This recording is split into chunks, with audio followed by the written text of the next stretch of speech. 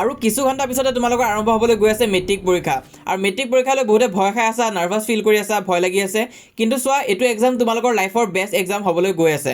2026ৰ SSLC পৰীক্ষাটো তোমালোকে বহুত ইজি পাবা আৰু এক্সামতো তোমালোকৰ ভাল নম্বৰ উঠিব তো এতিয়া মোক বহুতে ক'বা যে এনেকুৱা কেনেকৈ হ'ব পাৰে আমাৰ দেখোন একো পঢ়িয়ে হোৱা নাই কাৰণ চোৱা সিলেবাছ কমপ্লিট হোৱা নাই বহুতে কৈ আছা যে ছাৰ সিলেবাছ একোৱে কমপ্লিট হোৱা নাই প্ৰিভিয়াছ ইয়াৰ কুৱেশ্যন আছে কৰিবলৈ সেইখিনি নহ'লেগৈ তাৰপিছত ৰিভিজন দিবই নোৱাৰিলোঁ আৰু যিখিনি পঢ়ি গৈছিলোঁ সেইখিনিও এনেকুৱা লাগি আছে যে মই পাহৰি গৈছোঁ নেকি এক্সাম হলত মনত পৰিব নে নপৰে তো চোৱা এইটো একদম নৰ্মেল হয় এনেকুৱা নিচিনা চবৰে লাগে অকল তোমাৰ বুলিয়ে নহয় আৰু চোৱা ৰিভিজননো কোনে দি পাইছে কাৰো আজিলৈ ৰিভিজন দিয়া নহয় ভালকৈ আৰু সিলেবাছো তোমাৰ নিচিনা টপাৰবিলাকৰো কিন্তু কমপ্লিট নহয়গৈ সিলেবাছ কমপ্লিট একদম গোটেই A to Z কোনেও চাই নাযায় কিবা কিবি থাকিয়ে যায় এক্সাম হলত গ'লেহে গম পোৱা যায় কিন্তু তাৰ পিছতো সিহঁতে ভাল ৰিজাল্ট কৰিব পাৰে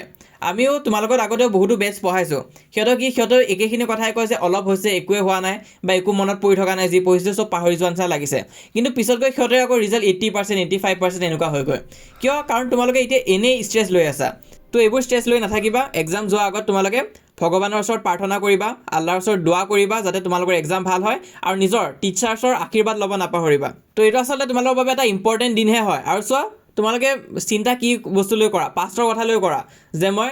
আগতে টাইম আছিলে ভালকৈ নপঢ়িলোঁ এতিয়া ৰিগ্ৰেট হৈ আছে ভালকৈ পঢ়িব লাগিছিলে তো সেইবিলাক কথা ভাবি কিবা সলিউশ্যন হ'ব জানো একো নহয় তাৰে জেগাত যদি ফিউচাৰৰ কথা তোমালোকে ভাবা যে ৰিজাল্ট কি হ'ব পেৰেণ্টছে কি ক'ব তো সেইবিলাক ভাবিও কিন্তু একো বেনিফিট হৈ নাযায় তোমালোকে পাষ্টৰ কথা ভাবিলেও তোমালোকৰ এতিয়া প্ৰেজেণ্টটো ভাল হৈ নাযায় তোমালোকে ফিউচাৰৰ কথা ভাবিলেও তোমালোকৰ প্ৰেজেণ্টৰ প্ৰব্লেমবিলাক ছল্ভ হৈ নাযায় ফিউচাৰটো চেঞ্জ হৈ নাযায় কিন্তু যোনটো কৰিব পাৰা সেইটো হৈছে নিজৰ প্ৰেজেণ্টত ফ'কাছ কৰিব পাৰা আৰু চোৱা মোৰ কাৰণে এইটো মেটাৰ নকৰে যে তোমালোকে ৰিজাল্ট কেনেকুৱা কৰিছা মেইন কথাটো হৈছে যে তোমালোকে কষ্ট কৰিছিলা নে নাই এফৰ্ট দিছিলা নে নাই আৰু এতিয়াও সময় আছে নিজৰ বেষ্ট দিয়া তোমালোকে